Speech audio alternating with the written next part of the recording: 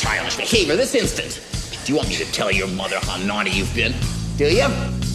Don't take my silver. It's all the money I've got. Silver. I have that.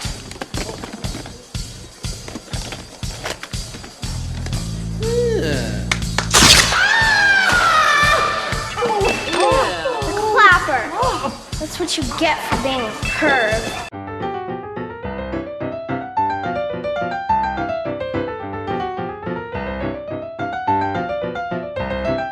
Hello and welcome to Comic Book Movie Oblivion, the podcast about feature films based on comic books and comic strips that people have stopped talking about. This week we're talking about Tank Girl from 1995. Okay. And we've had a gap of a few weeks, which nobody will notice. Even if they're listening to it while they're coming out or 10 years from now. Anyway. And it's Invasion Day. It's January 26th, so it is right time to be recording this sort of Australian, set in Australia, set in a post-apocalyptic Australia. The comic is certainly set in Australia. Yeah. Yeah, so written by British authors, written and drawn by Brits, set in the Australian outback with some questionable Australian slang. Yes. And some, I think, American references to prairies and things like that. So it's a bit of a mixed bag. Yes, and there's a reference to the president. Yes. So President of Australia. President of Australia. But he does end up shitting himself like Scott Morrison in that McDonald's. So it's actually kind of like prophetic. Brilliant. That had not occurred to me at all, but that's exactly what happens. It is really Australian in that way. That's right. That's incredible. So this came out in 1988. It was serialized in Deadline magazine. It was a comics anthology magazine out of the UK. Yep. Written by somebody named Alan Martin, so we don't really know, but created, I think, and drawn by Jamie Hewlett. Yes. Who went on to fame as the Gorillaz designer and maybe musician. He's the artist half of the Gorillaz. Yeah. The music half being the former Blur frontman. Right. The Blur guy writes the music and he draws the drawings. I have no idea who plays the instruments. Right. Or anything like that. Well, I love it when a cartoonist becomes rich. However it happens. Hope for us yet. Even if they have to license it to some movie, then the movie has nothing to do with the comic. But if an independent cartoonist gets rich off that... Right, because historically, cartoonists have been shafted. Yeah, especially independent. They were probably making 10 cents a page on these, 10p a page on these things, serializing it in Deadline. Fantastic. So I had read... I think I'd read I have a few issues of Deadline because... Oh, I don't have my bell. Because there were some Alan Moore interviews. Ding. And so I had read a few issues of Deadline, so I'd read a little bit of Tank Girl there. And it was usually in like short bursts. There's like 3 to 5 page little stories. Sure. And then, I can't remember if it was before or after, when I was doing my master's degree, I did a course on Ulysses. And the professor, Michael Grodin, had he collected all sorts of weird Ulysses ephemera. If he found references to Ulysses in odd places, he'd bring them in. And one of the things he brought in was this series called Tank Girl Odyssey, written by Peter Milligan, who wrote like Ecstatics and Shade the Changing Man, and a huge chunk of was it Shade the Changing Man? And a huge chunk of Hellblazer as well, I believe. So he had written this series called The Odyssey, which actually, despite being called The Odyssey, had a lot of very specific Ulysses references. Well, that were like, you would only know if you were familiar with Ulysses and not like the Greek. Anyway. That's fantastic. So I'm not really sure about the ownership of the series because there are some, I thought it was owned by Jamie Hewlett, but it seems like there's some series that neither he nor Alan Martin had anything to do with later on, because it got picked up. Went to different publishers over the years. Ended up Odyssey was at Vertigo. I think there was some series at IDW. It's been reprinted by various reprinted by Penguin Books and Titan as well, and there have been series by different people, so it almost is like a corporate comic in that there's been different teams on it. I don't know who owns the thing or what. Okay, but we didn't read any of those later ones. No, we only read the first collection of the first Alan Martin, Jamie Hewlett shorts that appeared in Deadline. In Deadline. And they're... Okay, so now we can describe it. So it's kind of like this irreverent... Irreverent is a great word. Frantic, punk-fueled, post-apocalyptic story about this kind of... she was like a bounty hunter, or she was in the army. It's ill-defined. She has a tank. Yeah. She's the tank girl, and she has a tank. That's it. That's her characterization. Oh, and she likes to drink, and she's foul-mouthed. She likes to fight and fuck. Yeah, that's exactly right. And it's completely off the wall. It is. There's no... It's absurdist. Yes. It's surreal. It's completely bonkers. Things happen constantly that are completely unrealistic. She drives tanks off cliffs. Yeah. There's magic. There's wizards. Yes. There's mutant kangaroos. Mutant kangaroos. She ends up in a relationship with one of them. Booger. Or two of them. More than once. More than one kangaroo. Anyway. Yes. At one point, she makes a deal with Satan to sell him God's bathrobe. Yes. Yes. I want to come back to that because there's a very funny moment in there. Yeah, and there was the whole thing with the colostomy bag, which you mentioned, that she had to deliver to the president. Well, and that actually causes her to be... She fails that mission, and because of that, she seems to be on the outs. After that, the military is chasing her instead of hiring her, I think. Yeah. Because Sergeant Small Unit is then pursuing her from that story on after she fails that mission, it seems like. Yes, okay. Although there's not really what you'd call a narrative. I mean, there's hints of a narrative, but as you say, but it's not. It's very much crazy vignettes that don't really bear much relationship. Yeah, and they're just supposed to be like kooky things that you consume in a few minutes. Yes. When you're smoking a joint in your messy flat, and then you throw the magazine on the ground with everything else when you're done with it, and then somebody else will come in and pick it up later and read it as well. I think that's disturbingly specific. I just picture it, and I actually think it kind of we'll get to it when we get to the movie, but I think it kind of it started in '88, but I feel like it presaged the '90s, kind of like it's got a '90s vibe for some reason. For me, sure, I can't really pinpoint that exactly. Maybe it's because it's got such a punk ethos. She's got kind of a punk style about her. Absolutely. And she's got a shaved head. It's 10 years. Yeah. It's 10 years late for it to be punk, but it's 10 years before like the revival that you would expect in the 90s, if you know what I mean. Okay. Maybe that was it. It's like Looney Tunes. That's another note I wrote down. Looney Tunes is a good comparison. Yep. Yes. The art's fantastic. Yeah. Oh, yeah. Yeah. And it's really hectic and crammed with detail, and it's energetic and... Yeah, a frenetic kind of art style. Yeah. Really fast-paced, foul-mouthed, irreverent. Yeah. Everything we've said. Yeah. Yeah, it's really... I really enjoyed it. I liked it a lot. Yeah.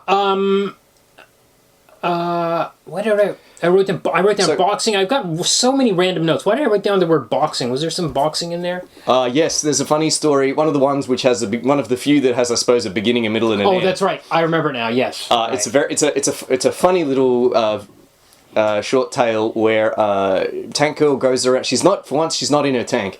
She's wandering around talking up her boyfriend's boxing skills. Yes. And he's a lover, not a fighter. He's horrified that he doesn't want to get in a ring, let alone against, like the heavyweight boxing kangaroo. Of course, there's a whole boxing kangaroo thing here. She's going around talking him up as the hardest fighter there is. Right. Then a mafioso, the local organised crime figure comes and says, "Oh yeah, your boy's tough, is he? Well, I hope, just so you know, we've bet heavily that my guy is going to knock him down in the third round. The actual champ is going to knock him down in the third round. And if your guy's that tough, that might not happen, I suppose. So I'm coming to you to tell you you're going to take a dive. Right. And Tank Girl's like, no, I'm not going to take a dive. My guy's hard as nails. You'll have to pay us. So he gives 5,000 smackaroos or whatever the currency is. And then she promptly bets it on Booger going down in the first round, which he then does. Right. And they make a fortune. Right. And the final panel is her mooning us. Right. Right, yes. And it's great. It's pretty much... Actually, that one's unusually coherent. Because the standard kind of Tank Girl story is her waking up like hungover with her tank dangling off a cliff or something, and should we complain about the terrible headache she has, and then someone will show up. There was a long story about trying to get the spunk beer or something too as well. That was a slightly longer storyline. They had to, and that's where we're introduced to Sub Girl and Jet Girl. Yes. Whose characterization is that they also are hard drinking, hard living ladies, but are in a submarine and a jet. Yes. I just love this. Yeah. It's sometimes there's a bit of metatextuality. I think she talks to the camera sometimes and stuff. There's some breaking of the fourth wall. Yes. Yes, there is. Yes. There was some stuff that was very not 90s, in the sense that there was a lot of references to stuff from the 80s that I was like, I don't know what this is a reference to. There was a reference to Matt and Luke Goss at one stage, and I think it referred to them as Hitler Youth or something, which was really funny, but only because I know who those guys are. But then there were a lot of other name drops that I was like, I don't know who that is or anything like that. Was there something else you wanted to say? No, just to say, just a general points about the comic. It's, as I said before, it's the Australian slang is just ever so slightly off. It's not quite correct. Which is fine because they're not Australian. They're in, and there's some American. But whenever there's something like that in science fiction, I'm like, okay, but it's like in the future, and it might have changed. Like Sulu, Sulu's name in Star Trek. Sulu's not a Japanese name. Okay, so but it might be in the future. Well, in the 200 years in the future, it might be. I think the great thing about this comic is that it doesn't matter, because this comic is not taking itself seriously at all, because it's crazy. It's very silly. Yes, it's surreal. So it doesn't matter that people in Australia are rednecks and that we live on the prairies. Yes, it doesn't matter because it's a crazy whacked out. It hardly matters. I mean, it's only set in Australia for convenience. I don't know why. Probably Mad Max that they set it in Australia. Maybe he just wanted to draw. I can imagine his sketchbook. He's doing a sketchbook. He's drawing random shit, and he draws a kangaroo.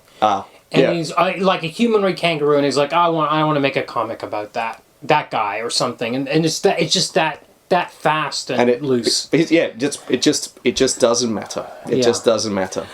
I think it's pretty. The setting is pretty average. Like post-apocalyptic desert. I mean, as I said, it's quite a bit like Mad Max. Yes. Because she's driving around in her vehicle, or like Desolation Road, the Zelazny novel. Yep. Which I reread for Hardware, but didn't get to bring up in that particular podcast. Well, I thought this was similar to looking to Hardware. Yes, I will. I want to get. We will come back to that. The only other thing I want to mention is a funny little aside where the story that I already mentioned about the God's bathrobe. So somehow Tank Girl ends up with God's bathrobe. I don't quite remember how she gets it. But straight away, ninjas are sent after her to get it back. Yes. And she blows off their legs. Yep. And they're sort of hopping around with no legs, trying to do ninja stuff. Yeah. And so this is an object of unspeakable power, and these ninjas are from an order that's dedicated to keeping it safe, out of the hands of the devil. And promptly, the devil shows up. Right. And the devil says to Tank Girl, "I'll take it off your hands for 3 wishes." And then she's like, no! But of course, Tank Girl doesn't give a shit. So she promptly sells it to the devil for her 3 wishes. And I don't remember precisely what she wishes for, but it's just dumb stuff. Yeah. Like, I think a beer. Yeah. But the one thing she does... But Booger says to her boyfriend, the mutant kangaroo boyfriend, says, don't you feel bad about giving the bathrobe to the devil? I mean, isn't this going to lead to terrible repercussions? You go, don't worry, I fixed it with one of my wishes. Right. And then it cuts to the devil in hell, who's putting on the bathrobe, and he goes, well, first, we're going to storm the ramparts of heaven, and I want all of these demons assembled. And then suddenly he goes, doing, and stares into camera, or stares off panel, and says, actually, what I think we're going to do is have a fundraising telethon. Yeah. And it turns out that what Tank Girl wished for was that anyone who puts on the robe will become Jimmy Savile. Right. Now, Jimmy Savile is a famous philanthropist in the UK. However, and hilariously, he is now utterly, utterly cancelled because it turned out he was a noxious sex pest and pedophile, making it entirely appropriate that the devil would be like him. It's like the Scott Morrison thing. So the President of Australia shits himself, and the devil is Jimmy Savile. Yeah. This comic saw the future. Yeah. yeah, totally. Was the bathrobe? Does that have something to do with Technicolor Dreamcoat? I know nothing about Technicolor Dreamcoat. I don't know. But I was like, is that this? Very possibly. Very possibly. All right. Well, my last note on the comic, which is hard to talk about because it's just random shit that happens. Yes. It's just stuff that he wanted to draw. I just want to draw this thing. I'm going to draw this thing. It's like she has an enormous bra made out of missiles. Yes. Just cause. Yes. Yeah. Just yeah. My last note was, why make a movie of this? Yeah, that's my question. So you're reading this comic and you're like, this would make a great 90-minute narrative. I don't know what the thought process is that. That's what I thought when I was watching when I was watching it. This is exactly what I thought.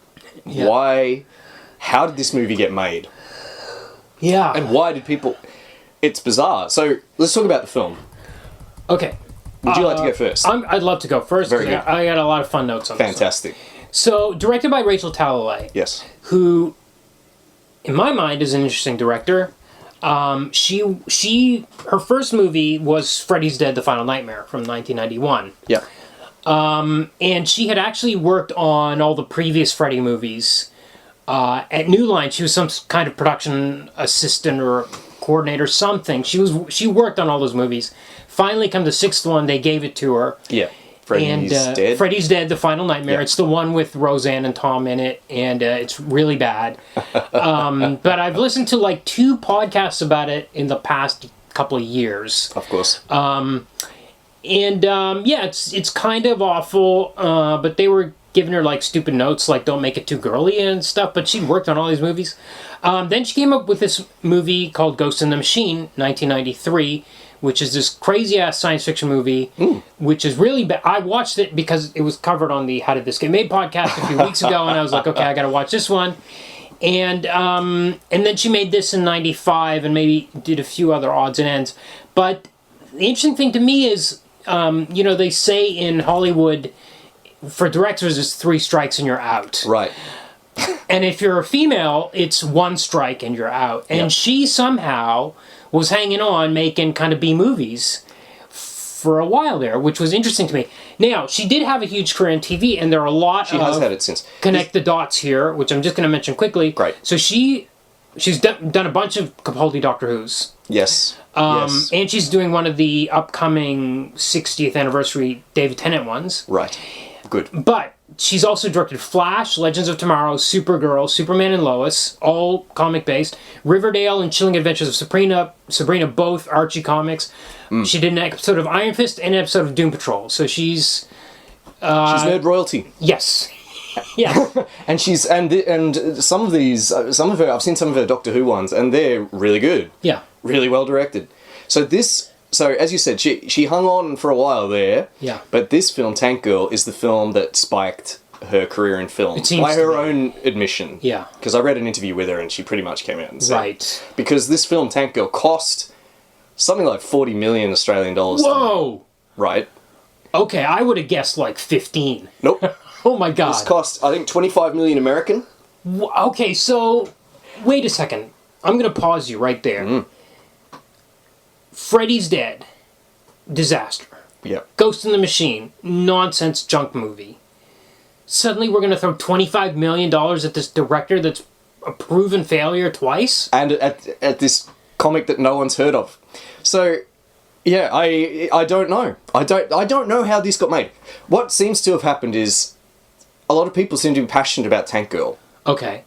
I believe it. Yeah, a lot of people, like Rachel Talalay, she said she got given a copy of it by her stepdaughter, I think while she was filming Freddy's Dead, and fell in love with it. Okay. And decided that she had to make Tank Girl. And she spent years, apparently, shopping around for a production company that would put it together. Okay. She went to, James Cameron studio, who apparently said, we already have a film with a woman lead. Presumably they mean... Right. By which they probably mean Aliens. Yeah. Or Terminator? Or Terminator. Yeah. So there you go. And they also she went to Spielberg's production company, who apparently said whose representative said we're flattered that you think we're hip enough to do this. Right. And she had T-shirts made up that said "Too hip for Spielberg," and they promoted the film under that byline as well. And she even took it to Disney apparently. Okay. And the story, I mean, this was written in an interview with Rachel Talalay from 2 years ago, or 2 or 3 years ago, in 2020. And where she's very much looking at it rose-tinted glasses. Yep. But apparently, everywhere she went, people were excited about Tank Girl, but just couldn't commit, or didn't... Okay. Apparently, there was an executive at Disney that really, really wanted to make it, but they just knew that it would never get done. Yep. Never in a million years. Okay. And then eventually, MGM agreed to make the movie. Okay. But yeah, this people just seem to really love. So apparently they had people wanting to do cameos were queuing up to be in this film. I believe it. I believe all that stuff. I think from reading the comic, despite what I said earlier, why would you want to make a movie of this?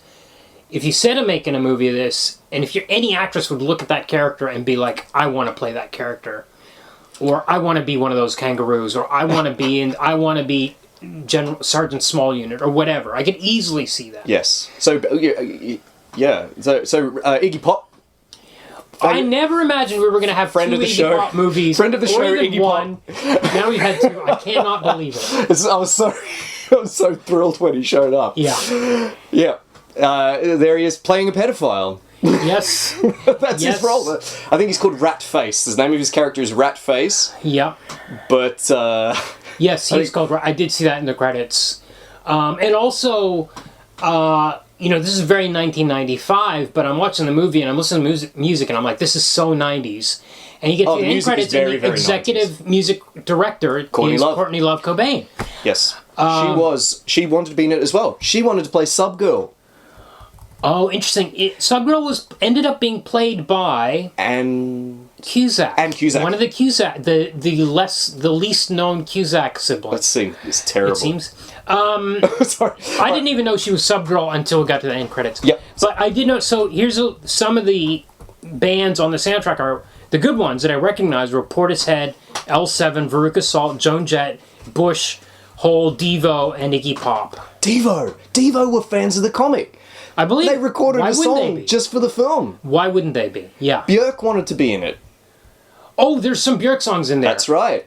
Actually, Björk the best used Björk songs are... Hang on, what's the song they use in the striptease scene? It's An Army of Me. Yes. That one. It's really well used in that scene. Björk was going to... I think Björk was going to play somebody, maybe Subgirl as well, but pulled out. and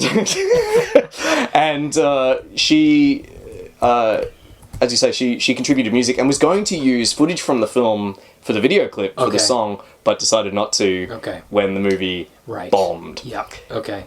So, and that might be our segue to talking about... Okay, there's a bit more of the cast and crew we should talk about. Oh, very good, yeah. So I want to mention that the lead is played by Lori Petty. Yes. I think she's very well cast in the role. Actually, I think she looks really great as Tank Girl. Now, Lori Petty I only really know from Point Break and A League of Their Own. I think before this, that's what she did, and after this, not much. She did a bunch of TV stuff, but I found it interesting that Point Break was directed by Catherine Bigelow, League of Their Own was directed by Penny Marshall. So she's worked with the two of the biggest female directors out there, and her most well-known credits are all directed by women. So somehow she's had a really kind of blessed career in that way, at least at that end of it. Second build, Ice-T. A second build, yeah. A third build, is it Naomi Watts? Oh, well, probably Malcolm McDowell. Malcolm McDowell must be Naomi Watts, this is Naomi Watts' one of her very first films. Yeah, I looked at her credits. It's like 6 or 7 into it, but it's very early. But she's star material as soon as... I think she's really great in this. She's good in this. She's very... Yeah, and they dyed her hair brown. Apparently she had so little money that they paid for her to do that. Right. I believe it. So yeah, Ice-T, this is the same year that Johnny Mnemonic came out. And in this movie, he plays a character named T-Saint. In Johnny Mnemonic, he played a character called J-Bone. Yep, so very much... and this movie really reminded me of... This was after New Jack City, but this movie really reminded me of Johnny Mnemonic. That I haven't seen Johnny Mnemonic. That budget, that era of science fiction, it's almost the same. It's very much of its time. Yeah. And we'll get to that. We've got some Stan Winston effects on the creatures. Stan Winston famously did Aliens, Terminator. Yeah, and he's got like 50 credits. Jurassic Park? Yes. He did Jurassic Park? Yeah. So this is a big deal. Yeah. He apparently... I don't know if he was a fan of the comic, but he apparently agreed to do this at cost or below. Whoa. Because he really wanted to make these mutant kangaroos. Right. This is baffling. Well, I mean... But we should mention that Ice-T is one of the mutant kangaroos, so he's under... It's 5 hours of makeup every morning. Yes, painful indeed. Makeup. Also, Doug Jones is one of those kangaroos. Is he now? Yes. I didn't know that. I noticed his name in the credits. He's one of the... That's interesting because I read the interview with Rachel Talalay and she said that she was adamant that the kangaroos will be played by actors, not puppets or something. Not stuntmen. Right. Or people that didn't act. And apparently the plan was for the kangaroo features to be much more elaborate, but they pared it back so that the actors could show more of their facial expressions and things like that. Which is why they do look a bit odd. What are they? They're called Rippers. Rippers. So Doug Jones is credited as a Ripper, so he might not have been one of the main four. He was probably one of the ones jumping around in the action sequences. That's possible, yeah. That makes sense. When they're wearing their armour. Yes. Okay. So a funny side note about Ice-T. So as you said, 5 hours of makeup. This is filmed in like New Mexico or somewhere like that, so it's really hot. Yep. In an abandoned copper mine. Okay. And the actors apparently were really struggling. Sure. But they used to say to Ice-T, "Ice-T, you alright? Is this okay?" And he would say, "Better than prison." Wow. That's straight from Rachel Talalay in that interview. Wow. Okay. So he was okay. He enjoyed the experience. All right. Another person that enjoyed the experience, Malcolm McDowell. So really, because I would say that he wasn't there for most of the movie, because he's in there for the first third. Yep. In a few scenes, and then his face gets blasted off, and we don't see his face. And I'm sure it's another actor walking around because his face is always hidden by screens and things. I'm like, you just hear his voice, and I'm like, was he there? And well, apparently he had a good time, and the reason why he took this film is an interesting. And I'm just all about the trivia this episode. This is normally your role. Yeah. Apparently, he took this job right after doing Star Trek Generations. Okay. And he took it because he found that Star Trek fans were way too intense. Oh. Okay. And took his role in that way too seriously. And he'd even received death threats about his performance. Presumably because he kills Captain Kirk. Okay. What year did Generations come out? Oh, shit. Well, it must have been maybe 92. Okay. I can look it up. Okay. But it was definitely before this. And yeah, he wanted to do a film that was more like... Well, you know, he'll do anything. Right. Malcolm McDowell. He wanted to do a film that was more wacky. And apparently he was on board with the camp nature of the movie. Sure. I actually love... There's a scene where he shatters all this glass and then he's... Yeah, it's so good. And then the camera pulls back and you realize... It's revealed that he makes the guy take off his shoes or something. That scene is great. So he shatters the glass and he makes this sergeant that he's angry at. Yep. Walk on the glass. Walk on the glass. Barefoot. Take your shoes off. Like Die Hard. Walk on the glass. And then the camera cuts and then you get a full shot of him and he's already barefoot walking around. He's got no shoes on. He didn't even take them off. And he's walking on it, no problem.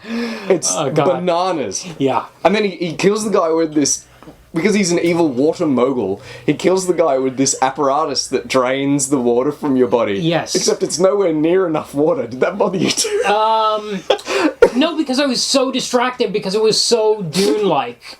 I was just like, with the water, right. extracting water from dead bodies. Like, wait, they ring the bell for Dune. I didn't. Ding. Yeah, I didn't even think about the fact that they only get a cup full of water out of an entire human body. Yeah, there's only a cup. It should be like dozens of liters. Yeah. But oh my god, do you know? I'm almost embarrassed to say this. The Dune comparison didn't occur to me at all. There was a lot of Dune. I was busy thinking about Mad Max. Yeah, I think it's just there was a water obsession in it. Yeah. And I think there were a few other scenes. I might get to them That's pathetic, but I didn't think about notes. All right. Opening credits, comic book art. Mm-hmm. So that's always a thumbs up. We had this in Flash Gordon. This is becoming a pattern for us. What was Swamp Thing? Yes. Swamp Thing as well? And one of the Prince Valiants? Yes, the original one, the early one. Yeah. So this is the theme now. I think we can expect to see this coming up. Yes. Something that we keep an eye out for. And also, there's quite, like the Prince Valiant film, the modern Prince Valiant film. Yeah. There we have some comic art. Yes, some of the establishing shots. Interspersed throughout the film. Yep. And some of that was the Jamie Hewlett art. Some of it's by Philip Bond, who's another major name in like the Vertigo UK scene. Why did I write down Peter Milligan's name there? Surely he didn't draw some of that art, did he? He's the guy that wrote... Peter Milligan wrote Odyssey, right? Yeah, but I'm just... His name was in the credits of the movie for some reason. I'm wondering if he can actually draw as well. Interesting. He's in the credits for the movie. Interesting. Yeah. So Peter Hewlett is... Jamie Hewlett, Philip Bond, and Peter Milligan are all credited at the end for like artwork. How about that? Well, perhaps he can draw, but he just prefers not to. Maybe he just prefers to write. Yeah, maybe. And there was some other guy named Peter Wynn or something in there. Hang on, I might be able to find it. So we begin with art from the comics. Yes. And then throughout the film, we have cuts and even short sequences of art that's been specifically made for the film. Yes. And I read and now it looks cool, but I read an interview with Jamie Hewlett that said that they actually came to do that because they hadn't shot enough material, or that this is what he said. Now they're very negative. Okay, sure. About like there's a lot of ink spilled on the net about this film. Okay. From a lot of people involved, and they're all. It's like Rashomon. They're all seeing different things. Okay. So Rachel Talalay, who apparently never spoke about the film for 10 years after it was made. Okay. Such was her experience. Has recently come around to it because it's a cult film. Right. Like there are people that like it, people that dress up as Tank Girl at conventions. Yep. Makes sense. And so she's sort of come around to it, okay. And she's beginning to talk about it in a positive sense. Yeah. Alan Martin and Jamie Hewlett, as recently as say 2013, have not had anything good to say about it. Okay. Alan Martin said that it was ruined because they tried to make it look cool. When they sold the rights, they said, we thought they were just going to make some naff thing like the Wonder Woman or 1970s Incredible Hulk, and it would be ironic, and we could all have a laugh about it. But he said, instead, it was a bunch of fat businessmen sitting in offices in Hollywood arguing about what's cool. So I think it's beyond what's cool. I think if you're the creator of this comic, the first thing I would be offended by is that she's a heroic character. Right. She runs in to save people. She's got a name, they call her Rebecca. The fact that she has the name is irritating. All right, okay. Sorry, I remembered why I started talking about the writers. No, it's quite all right. So this is from Jamie Hewlett, the artist, in 2006. The script was lousy. Okay. Me and Alan Martin kept rewriting it. So they were brought in at some point to help with the writing. And putting Grange Hill jokes and Benny Hill jokes in, and they obviously weren't getting it. Okay. They forgot to film about 10 major scenes, so we had to animate them. It was a horrible experience. I think I spent 2 years afterwards not doing much. Doing stuff for Just 17 magazine, and I disappeared. And they said that the film offended fans of the comic, but wasn't successful enough to give it mainstream attention, and so tanked it. Tanked Bill.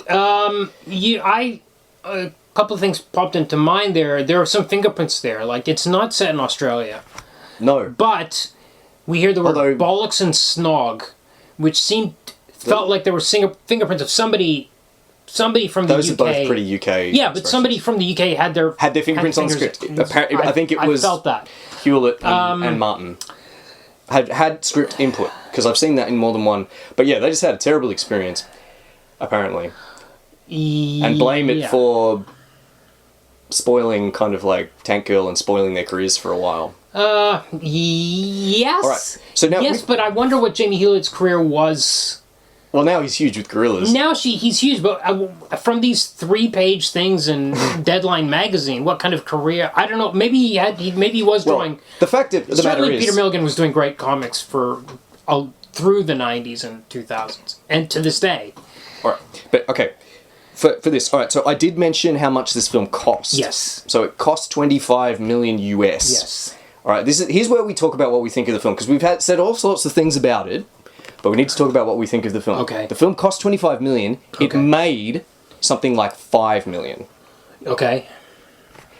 It made almost no. It made no money. Right. Right. It didn't even make its budget. Right, back. because it was an enormous flop. It's trying to be kooky. It's trying to have the energy of the comic. I think it does in the animated sequences, which he hated. I think those were a surprise. When those showed up, I was like, oh, this is a surprise, fun way to do this. Just animate this sequence. And that's the way the comic is. You don't know what's going to happen. Yeah. And it's much... Those animated sequences are much more like the comics. They're flying around... Yes. Doing anatomically impossible things. Yeah. Performing impossible stunts. It's got a comic book energy. This is... when did this come out? 1995, filming in 1993. When did Mask of the Phantasm come out and kill animated adaptations? So this might have been a good animated adaptation. This might have been a different film if you made it today. Yeah. So, Kumar, did you like this film? I wanted to like it. Yeah, that's the thing. I was like... All the elements for a crazy movie are there. I couldn't agree more. I couldn't agree more.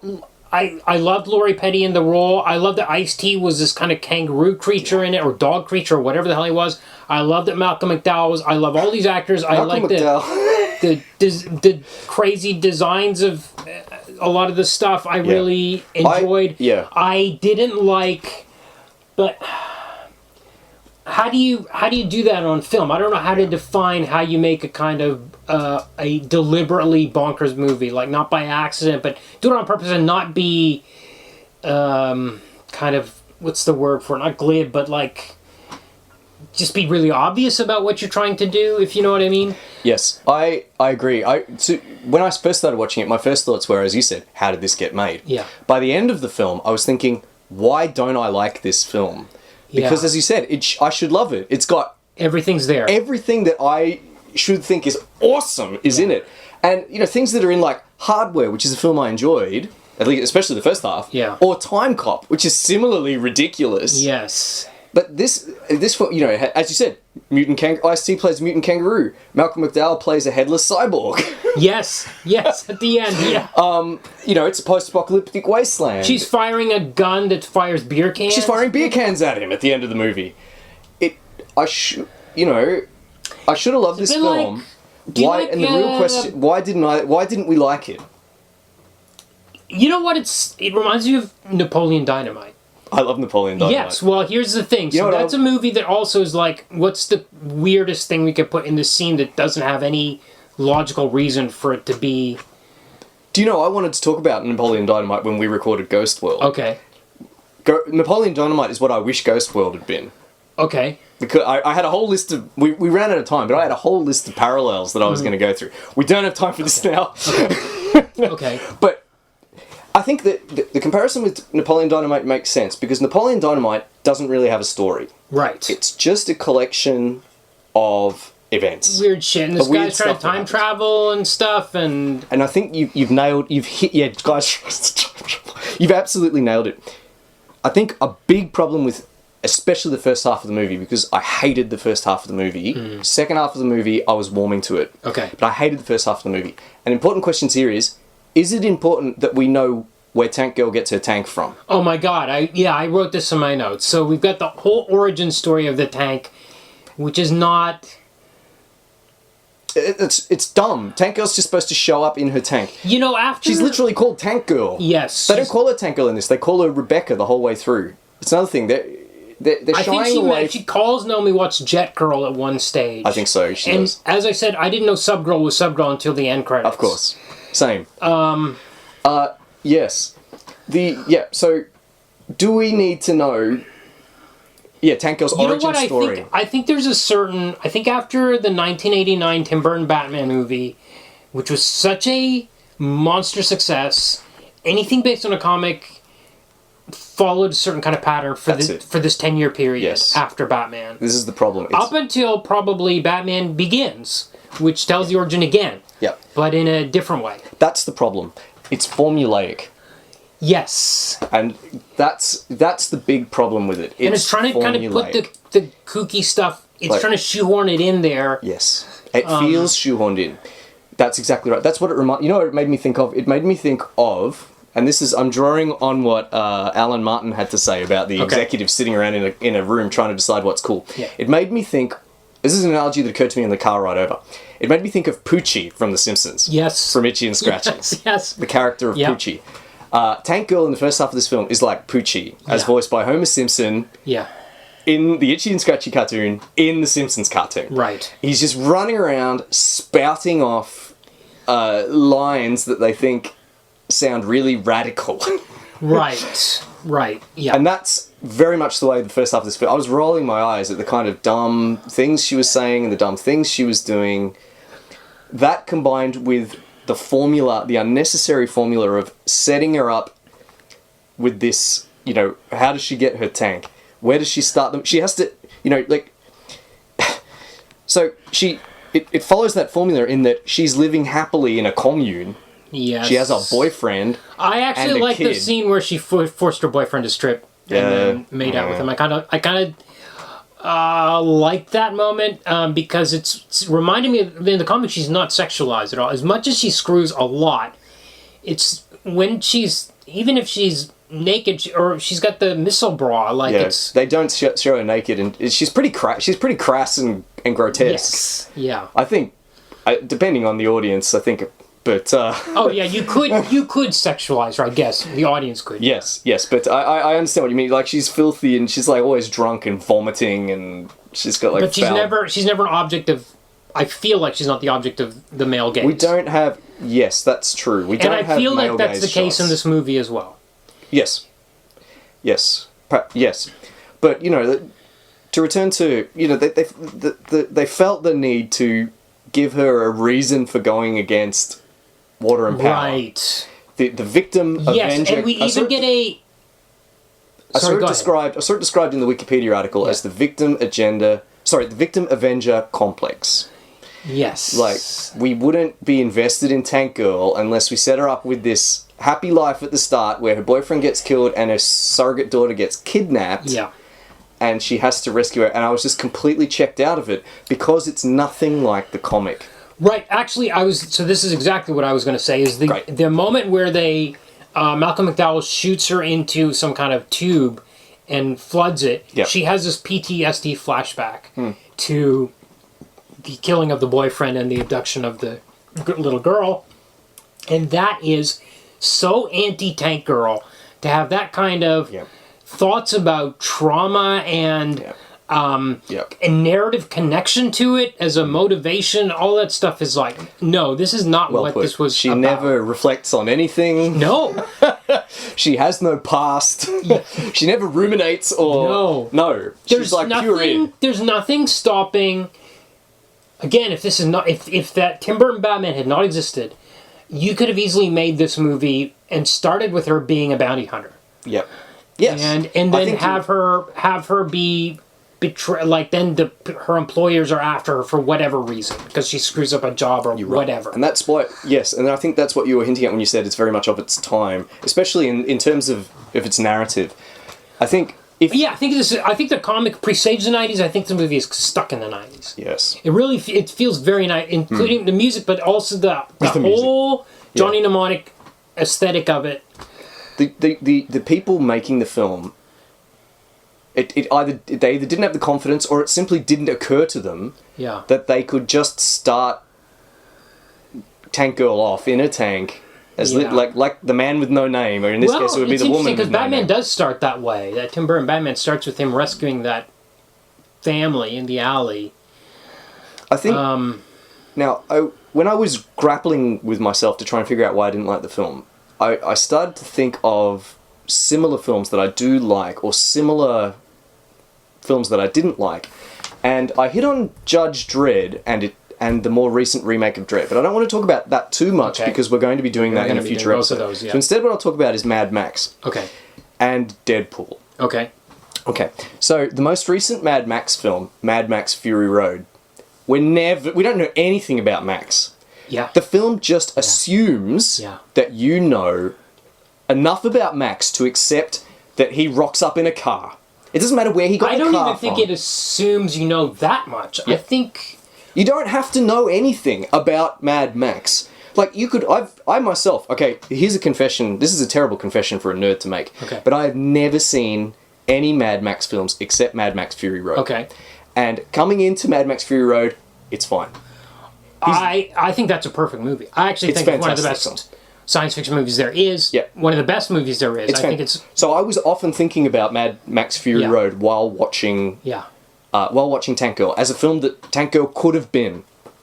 It doesn't even... Because there's similar things, like a water mogul, a person, like a wandering, pastless, a stranger with a vehicle that shows up. I think Mad Max is an interesting example too, because, in fact, watching those previous movies makes you confused about Fury Road. In fact, if you watch them in sequence, because, especially the first one, that very first Mad Max movie, it's just like going down Smith Street. It's set in suburban Australia. It's just like it's going to a country town. We drive through country towns all the time, and I'm like, this looks like Mad Max. It's just Mad Max. It's not. I've heard it's not that bad. And then you get to Fury Road, and it's just sand. You can go to the town where it clunes, like the town where it was filmed in. Yeah, you can go, and it just looks like that. Yeah. It's not. No, so you're like, if you were to watch those in sequence, you're like, how did it get to this stage? Yes. It's a different universe. So in a world, exactly, and so Tank Girl could have been like, say, Mad Max Fury Road, where we don't have to set up how Tank Girl gets her tank. Yes, but that's an ideal world, and the thing is, as much as I've lauded Rachel Talalay for her bad movies, she's no George Miller. And she doesn't have that kind of clout either. But I'm just trying to figure out why I didn't like the film. And I think the reason I don't like the film is because it's not like Mad Max Fury Road. It doesn't have the confidence to bring us in media res, in the middle of things, and just run with the story with this crazy character who does crazy things in and of her own initiative. Instead, they had to set up all this trite backstory, and it felt very trite. Yeah. Oh, here I got the opening lines right here. Listen up, because I'm only telling you this once. This is a voiceover. Yeah. Which have I said on this podcast or just in person? I actually feel like in screenwriting classes, don't do voiceovers. They say don't do voiceover, but I actually think that's a really masculine rule of screenwriting. I actually think if you watch like look at the amount of voiceover in Sex and the City. It's nonstop and adds nothing to the scene. It's like, meanwhile, she was over here doing this. It's like, you didn't need to tell me that. You just cut the camera. So I just found it interesting that she went with that. Anyway, so the voiceover says, listen up. Well, it's the info dump, right? You have to establish your setting. Again, a waste of time. I'm only telling you this once. I'm not a bedtime story lady, so pay attention. It's 2033. The world is screwed now. You see, a while ago, this humongous comet came crashing into the Earth. Bang, total devastation. End of the world as we know it. No celebrities, no cable TV, no water. It hasn't rained in 11 years. Now 20 people got to squeeze inside the same bathtub. So it's not all bad. That's a good line, actually. It is an okay line. Cute line. Sets up her character a bit. Yeah. But yeah. So then we get but we don't, like in Mad Max, as you said, we don't know why. We don't know if it was a nuclear war or just environmental. It's not. That's not the point. Yeah. But But as you say, it's not. You couldn't make that film in 1993, I suppose. But that's why I don't like Tank Girl. Yeah. And I feel like the film starts to get better after the second half. Pretty much around the time Iggy Pop shows up, but also when they do that dance number. I would say the surprise appearance of James Hong in this James movie. Hong. That was my next point. James Hong showing up. Not only is James Hong in it, it's treated as a surprise cameo from Arnold Schwarzenegger or Tom Cruise. It's like you don't see his face, you just see his hair. It's James Hong! And then he turns around and it's James Hong. It's like I was thrilled when I saw James Hong. I love that. I can't... And when he's when Malcolm McDowell is under, his EKG wave is Hook-size wave. That little detail was so great. I didn't notice that. That kind of, so this is all stuff that's coming in the later half for whatever reason. It surely wasn't filmed in anything like sequential order, but these little details and Bjork's Army of Me in the burlesque scene is so great. I thought, yeah, didn't make any sense to me that so they abducted that little girl. She's working in the laundry, and then Ratface Iggy Pop shows up and wants a little girl, and they choose a girl from the laundry. Yeah. I'm like, wait, she's not... Nothing in this film makes sense. No. She has a phantasm ball as a weapon. I did like that. Was okay, weird. Yeah, that was weird. It was a phantasm ball. Yep. You clap your hands and it... Yeah. Little spikes come out of it. What else do I have here? Then they have this mail calendar shoot as a scam to get these guards, distract these guards with these weapons. Nothing I'm saying makes any sense, but it doesn't really add up necessarily in the movie either. Yeah. It has the odd scene that I liked. Yeah. But the plot is too formulaic. Some of the lines are just too contrived. Some of the things that she spouts off, it's just... Yeah, the one-liners, some of them are flat. The one-liners are flat, perfect. Was there a line about lunch? Something about lunch? I think I wrote it down. She's supposed to be so... I'm trying to have my lunch here or something. Irreverent, but it all just falls flat. Yeah. And it feels like everyone... I said everyone sees something different when they're reflecting on this film. And they're all trying to distance themselves from it in various ways. Right. But the one thing they all agree on is that the executives fucked it. Oh, I believe that. I believe it really feels insisted on cutting some of the edgier content. Apparently, Booger... so there's a scene... Laurie Petty Tank Girl hooks up with Booger, the mutant kangaroo, who incidentally is an uplifted dog. Yeah. Which I really liked. I keep talking about how much I like this movie, but I just like little things in it. Yeah. So and then they have a scene where they're reclining post-coitus, it's heavily implied. Yeah. She's wearing the stupid rocket bra. Yeah. And apparently they originally filmed a nude scene for that. With a prosthetic penis on the kangaroo. Wow. And the execs just absolutely cut it. I believe it. There's other stuff like her room in the commune was full of dildos. Wow. So that would have been good, actually. That would have been a really good But the exec... touch. No, cut. Okay. She just... Yeah, Rachel Talalay just said that, like, they're supporting... One of the producers they had that was supportive left MGM in 93. Okay. Someone came in that didn't get it. Yeah. Who presumably wasn't one of the massive fans of the comic that were propelling this project from the very beginning. Yeah. And he just didn't get it, and he wanted anything cut out that made him uncomfortable, which turned out was a lot of the film. A lot of it. Yeah. And and she said, these days they could have probably done a lot of digital editing, but in those days you just had to cut something that had objectionable content in it. Why did we have to have the boyfriend killed when she hooks up with Booga? Yeah, she's quickly, probably days afterwards. Not just Booga, but it's dumb.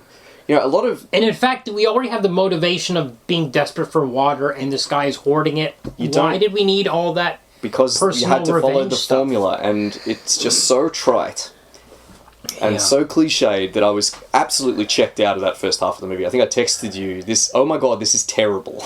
I don't think you did. No, I definitely did. Okay, but no, it's fine. No, but yes, but as you say, she's quite sexually liberated. Great. There aren't a lot of characters like her. Yeah. In fiction, even now, and especially not in the early 90s, she kisses Naomi Watts to get her out of an uncomfortable situation. And there's no sense that it's just something she's putting... Like, she's genuinely attracted to Naomi Watts. Yeah. She's only human. And then later on, of course, she hooks up with a mutant kangaroo who's actually who's actually used to be a dog. Yeah. So as you say, so that just makes the whole thing with her heteronormative kind of boyfriend life partner at the start, it completely undercuts that message of sexual liberation that the film is going with the rest of it. And it just occurs to me that it was just like someone was going from point to point, checking off point to point what has to happen in a comic book adaptation or in a film where you introduce some kind of new character in a crazy sci-fi setting. You have to go through all these establishing points, and none of them were necessary, as Fury Road indicates, as something like the second Dredd film. I don't want to talk about it too much because we're going to get to it. And, the other film I want to talk about is Deadpool. I don't want to talk about it too much because we'll probably talk about Deadpool in the future. This film could have been like Deadpool, which goes, but then you hear about the struggle that it took for Deadpool to get made. It was another passion project, right? Yeah. It was like very difficult to convince people. No one wanted to go for it. Yeah. You know, it's easy to imagine a Deadpool film now when we're living in the post-Deadpool world where it made more money than almost any other Marvel film. Yeah. But, you know, at the time, Ryan Reynolds had to leak footage of it onto the internet in order to drum up interest for it. Yeah. I think the message here is that why are these people in charge of creative projects? Yeah, I think we're gonna hit that question several more times. We've barely talked about the plot. Should we even? We have kind of talked about the plot. Basically, she's living in a commune. Commune gets attacked by Water and Power, the evil company that controls all water. Yep. Yes. And basically I can't remember why they kill him, basically because they're raiding. They're stealing water. They're stealing water. Then Malcolm McDowell tries to recruit her. Yes. She refuses. Yes, she tortures her. She escapes with Jet Girl. That's where she gets her tank from. Yep. And Jet Girl is Naomi Watts. She's a mechanic. And then they regroup and they need to rescue Sam, the little girl. So they launch a plan to rescue her. They raid this brothel / pleasure palace sort of thing where Iggy Pop is. Then they somehow meet the Rippers. The Rippers. They seek out the Rippers in a bit of a contrived plot point. So the Rippers, they're captured when they rescue Sam. The Rippers attack. Yes. And they escape. And Malcolm McDowell is grievously wounded, and that's when James Hong shows up. Right. And he's sort of like a amazingly creepy cyborg doctor. Yeah. Although I played that scene to Vannie, my wife, who speaks Cantonese, which is the language James Hong is talking, and she says he delivers his lines very matter of factly. Right. He's not hamming it up at all. Right. Okay. She said he sounded like he was selling something. She said, you know, like. God, he's so good. Yeah, and I hope we see him in some more. I'm trying to think if he's... Everything Everywhere All at Once he was in. Yeah, but I'm just trying to think if he's going to be in any more of our Well, he's movies. very old. Oh, well, I'm sure he'll be in other films that we do. I'm sure he will. Maybe. Yes, then they decide to seek out the Rippers because they need an army to assault Water and Power to get Sam back. Yes, that's right. This is all part of Malcolm McDowell's plan to recruit Tank Girl. He really wants to recruit her. Or Rebecca, as she's called throughout the film. Right. They find the Rippers. They have to steal some weapons to get on side with the Rippers. Yes, a shipment of weapons. Mm-hmm. But that's a trap. Yep. They're infuriated. They raid Water and Power anyway. Tank Girl has a final showdown with where she headless Michael McDowell, where she fires beer cans at him. He's got no head. That's right. Yeah. He doesn't move. He just stands there right in front of the barrel, deflecting beer cans with his robot arm. She kills him with his own water draining apparatus. Yep. And then they blow up Water and Power, and all the water pours into the desert and is presumably wasted. Yep. Much like the final scene of Dune. Ding, ding, ding. There you are. Now you don't have to see this terrible movie. Yeah. Okay, so I think I know where we're gonna fall on all these. I think we're going to be in unison this time. Okay, so comic yay or nay? That's a yay. Yeah, it's a yay. It's fun. You know what we should do? We should do a count-in. So comic, 1, 2, 3, yay. Okay. Movie, 1, 2, 3, nay. Adaptation. 1, 2, 3. Nay. Yeah, big nay on that one. No surprises there. But, I think it's... Again, despite what I said, I think there's a movie in there. I think Absolutely. somebody could make it. It could be done, or... It could be, if you made it like Deadpool, where it's much more nod, wink, wink. You have to not care about stuff that the other movies care about. I think that seems to be the message. Make it like Fury Road or make it like Deadpool, and I think people love this comic. Yeah. And people loved this comic, and that's the bizarre story of how a comic book with apparently at its peak a circulation of 20,000 issues a month. Right. Got made into a major Hollywood movie. Right. With a budget of $25 million US. Yeah. Because this comic, people loved this comic. And it is a great comic. Yeah. Okay, so next week we are going to do Mystery Man from the 90s? Another 90s one. So this is from the not so... The Bronze Age or the Rust Age of comic book movies. That's a good comparison, yeah. It's... kind of got the 90s. It's got the post-Batman leather look. Looks nothing like the comics. We'll have to decide which comics. They were characters that kind of appeared in Bob Burton's Flaming Carrot, which is a surrealist nonsense comic that was just like random. That's relevant. This is beyond tanker randomness. Just like absurdist, Dadaist kind of comics. Wow. Okay. And they made it into this...